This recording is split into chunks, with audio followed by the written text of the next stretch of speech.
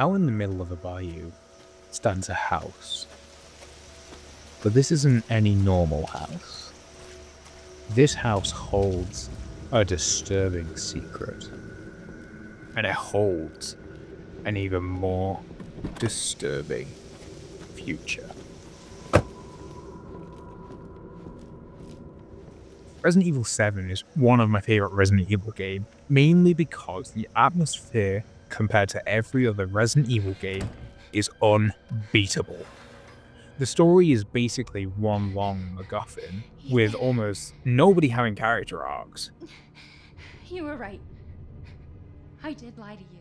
I shouldn't have. All I can say is that if you get this, stay away. Yeah, the atmosphere carries the entire game so far that I never actually cared about it. The psychological horror with Mia constantly flipping between herself and whatever Evelyn is genuinely disturbing to me, especially because Ethan and you as the player have no clue what's going on when you first play through the game. It's fucking hard! The Baker family is still the best part of the game. Where am I? What the hell? I truly believe that Bayou is one of the best places to set a horror game because everything is already wet, disgusting, and everything is diseased. Eat it. It's good. I'm head of the family with the patriarch Jack Baker. He remains horrifying even after replaying the game about 20 times. Because the scripted encounters aren't actually scripted. You can see here that originally he's supposed to smash through the walls, but in this playthrough, he never even touched them once. That being said, there's always this unpredictable energy towards him, where you never completely feel safe. Ethan? Hey, shh. I know. The scene near the end where Jack talks to Ethan gives him so much depth towards his character. Underneath all the horror, you just feel bad for this family because they were victims as much as Mia or Ethan. Speaking of, Ethan himself is surprisingly dead for a Resident Evil protagonist. Now where the hell are you? You know, never mind. We only need the head and you've got it. And this is gonna help me, right? Wait, you gotta give me your gun. You must have lost. He asks the policeman for his gun, mind you. Officer. Deputy. Right. Deputy. Now, do you want to see my name in the obituaries? Or do you want to be a hero and save my life? And yet, the police officer gives him a knife. A fucking pocket knife? Here. Take it. That's all you're gonna get. Now. What am I gonna do with a knife?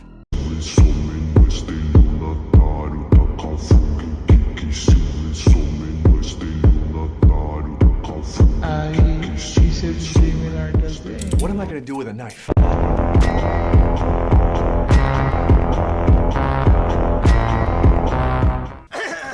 You also have to give Ethan props, because he uses his head in situations like when a monster just simply will not die. He ends up giving him the vaccine, and that cures him.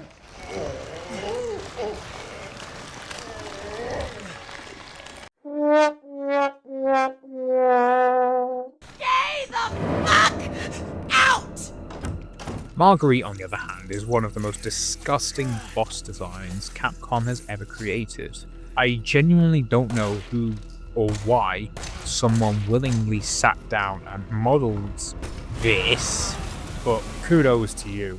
Fucking kudos. Gameplay wise, Resident Evil 7 has one of the dumbest and most annoying puzzles. You'll spend 10 minutes searching for some absurd key item, when realistically Ethan could have just lifted a lever himself, or the Bakers could have invested more into having normal fucking doorknobs.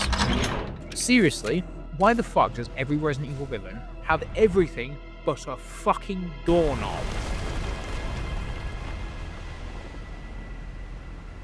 Who even built this house? Why does opening a door require a key shaped like a snake, a crow, a scorpion, a fucking ox? Resident Evil logic is completely stupid, but it's part of the Resident Evil charm at this point. Because who doesn't want one of these bad boys in your house? Lucas is the coolest baker by far though. The game constantly sets him up like he's just another infected lunatic that you have a single section with and then just kill and forget about. Although, who could forget about this? Then slowly, he reveals to you he's way more aware, manipulative than anyone else in this house. What? What, Evelyn? I'm just trying to show him. It's also quite weird considering the fact that he actually speaks directly to the main villain multiple times. The way he subverts expectations with him is so smart. They very clearly show bait, and then turns out the one after it is the actual bait instead. Is so funny to me because it gets me every single time.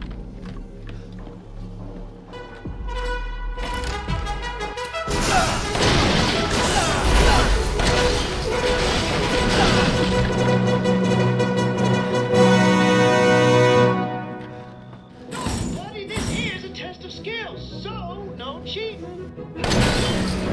That shit you're carrying? Get rid of it. Have a nice day.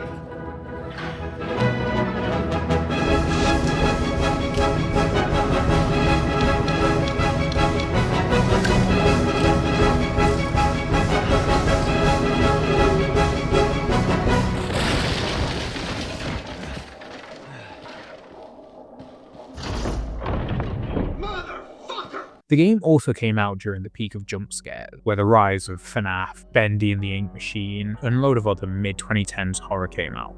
But the thing is that you can feel the fact that this game came out around that time, because every 2 seconds there's somebody hitting a cello with a fucking baseball bat, and some malformed or molded appears. Normally I hate that style of horror, but Resident Evil somehow still makes it work, because the tension underneath the jump scares is real. You mind if I borrow mommy for a little bit? Because sometimes the game just likes to play random sound effects of books falling or floor creaking, and it just makes you so unbelievably nervous knowing that something else is living around you. With the molded, you can definitely see the DNA of the Resident Evil 2 remake zombies.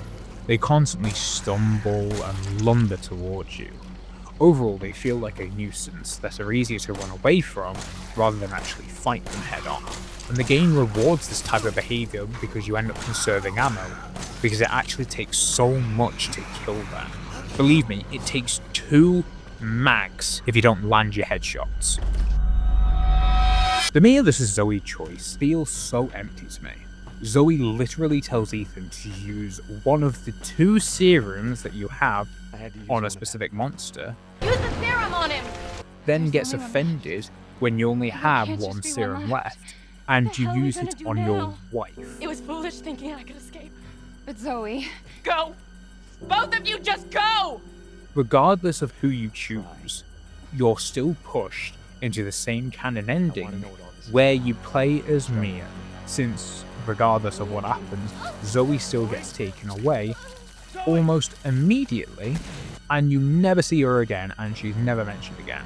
So the choice that you have ends up barely mattering.